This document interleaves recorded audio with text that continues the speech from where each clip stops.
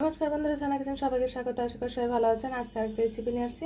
আজকে তৈরি করব তুলুম্বা জিলেপি। জিলেপি তো আপনারা অনেকে খেয়েছেন, শাহী জিলাপি, এমনি জিলেপি, অনেক ধরনের জিলেপি খেয়েছেন। আজকে এক মজার অসাধারণ জিলেপি খাবেন। চলুন প্রথমে আমরা কি কি লাগছে। আমাদের লাগছে এখানে 1 মগ পরিমাণের মতো আমরা আটা নিয়েছি, আর এখানে হালকা কর্নফ্লাওয়ার নিয়েছি, আর এই মগের পরিমাণের মতো আমরা 1 কাপ পরিমাণের মতো আমরা চিনি নিয়েছি, আর এখানে নিয়েছি 1 চামচ পরিমাণের মতো ঘি, আর ছোট ছোট সাইজের 3টে এলাচ। প্রথমে একটা ডো তৈরি করে নিতে হবে।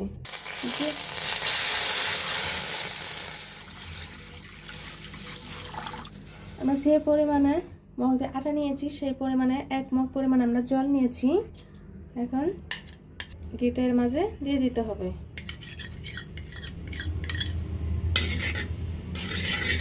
এটা জাস্ট একটু বলক চলে আসতে হবে। জলটা বলক হলেই আমরা দিয়ে দিব। এখন প্রয়োজন মতো লবণ দিয়ে দিব।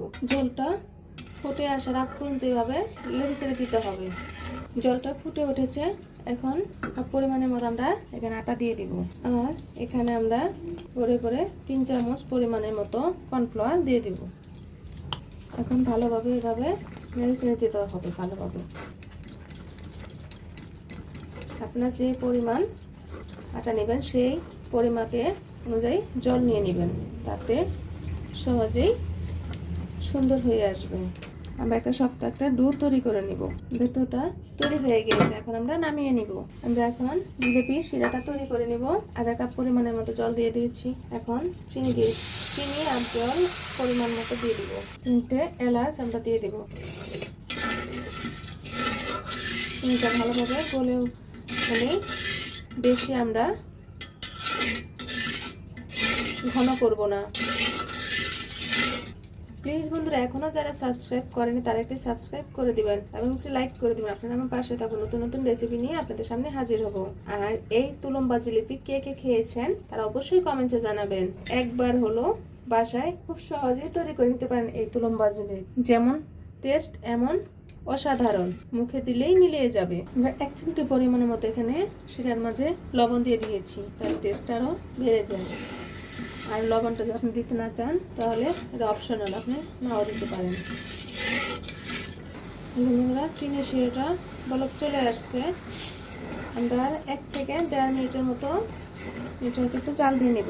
দেখুন বন্ধুরা, আমাদের শিরাটা হয়ে গিয়েছে, আমি দেখিয়ে দিচ্ছি।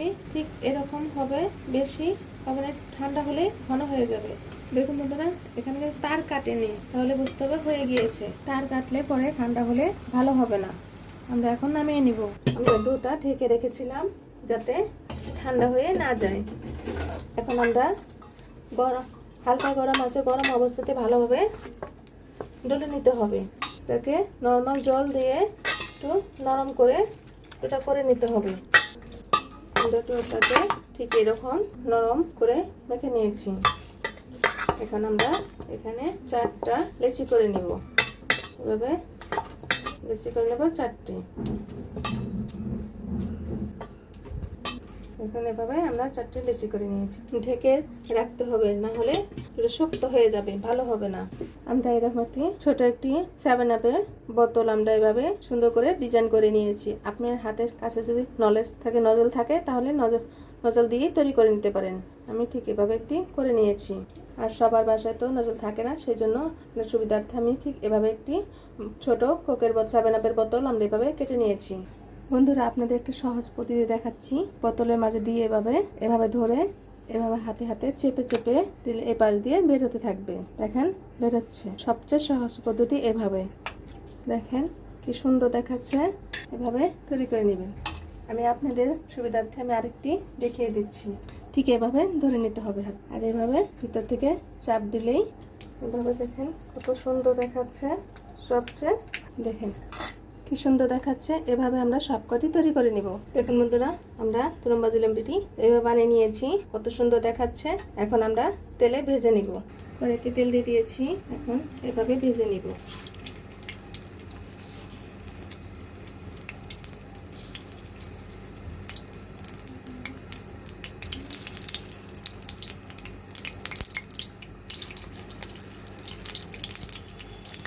আমরা এভাবে ভেজে নিব। এক পাশ যখন ব্রাউন কালার হবে তখন উল্টে দিতে হবে।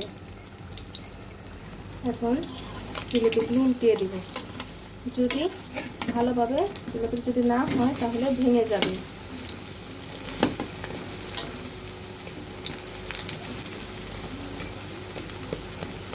দেখুন একবার যখন ব্রাউন কালার হয়েছে তখন আমরা এভাবে উল্টিয়ে দিয়েছি। দেখুন বন্ধুরা ব্রাউন কালার চলে আসছে। এখন আমরা নামিয়ে নিব।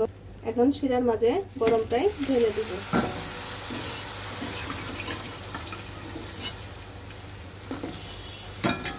আরেক বেশ ভাজা হতে এ পর্যন্ত আমরা শিরার মাঝে ডুবানো থাকবে। এভাবে আমরা সবকটি জিলিপি ভেজে নেব।